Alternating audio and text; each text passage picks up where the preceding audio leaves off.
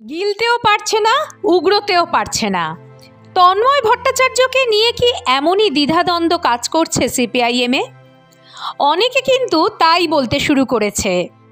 দলের একাংশ তো আবার এও বলছে তন্ময় গোষ্ঠীর চাপের কাছেই নতি স্বীকার করেছেন শীর্ষ নেতারা, যে কারণে 6 মাস শান্তির কথা বলা হলেও তা এখনও কার্যকর হয়নি। আইসিসির সুপারিশ মেনে সিদ্ধান্ত নেওয়ার কথা ছিল রাজ্য কমিটির, তা আবার পাঠানো হয়েছে কেন্দ্রীয় কমিটির অনুমোদনের জন্য। 17 থেকে 19 জানুয়ারি নিউ টাউনে কেন্দ্রীয় কমিটির সম্মেলন, সেখানেই এ ব্যাপারে নেওয়া হবে চূড়ান্ত সিদ্ধান্ত। তার আগেই দলের এক অনুষ্ঠানে দেখা গেল তন্ময় ভট্টাচার্যকে। শুক্রবারই পালন হয়ে গেল গণশক্তির 59তম প্রতিষ্ঠা দিবস। সেখানে দলের প্রথম সারির সব নেতাই হাজির ছিলেন। সেখানেই শ্রোতার আসনে দেখা যায় তন্ময়কে। দলের কোনো অনুষ্ঠানে তিনি হাজির থাকতে পারেন কি না তা নিয়ে প্রশ্ন তৈরি হয়েছে। এক পক্ষ বলছে নির্বাসিত কোনো নেতা দলের কোনো অনুষ্ঠানেই যোগ দিতে পারেন না, সে তিনি যতই শ্রোতাদের আসনে বসুন না কেন।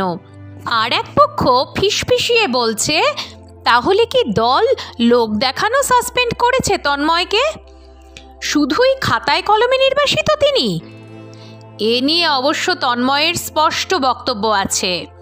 বেঙ্গল পলিটিক্সের তরফে তার সঙ্গে যোগাযোগ করা হলে বলেন, গণশক্তির 59তম প্রতিষ্ঠা দিবস ছিল, তাতে সবাইকে আহ্বান জানানো হয়েছে, তাই আমিও গিয়েছিলাম। ওটা তো দলীয় কোনো কর্মসূচি ছিল না।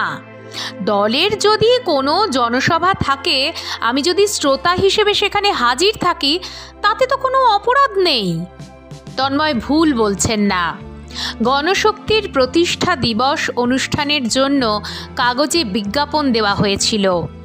দীর্ঘদিন গণশক্তিতে লেখালেখি করেছেন তন্ময়। দলের মুখপত্রের প্রতি আলাদা টানও রয়েছে। সেই কারণেই স্বাভাবিকভাবেই গিয়েছিলেন ওই অনুষ্ঠানে। একটা ব্যাপার পরিষ্কার, তন্ময় বিতর্ক থেকে এখনও বেরোতে পারেনি সিপিআইএম। মহিলা সাংবাদিককে নিগ্রহের অভিযোগ উঠেছিল তাঁর বিরুদ্ধে।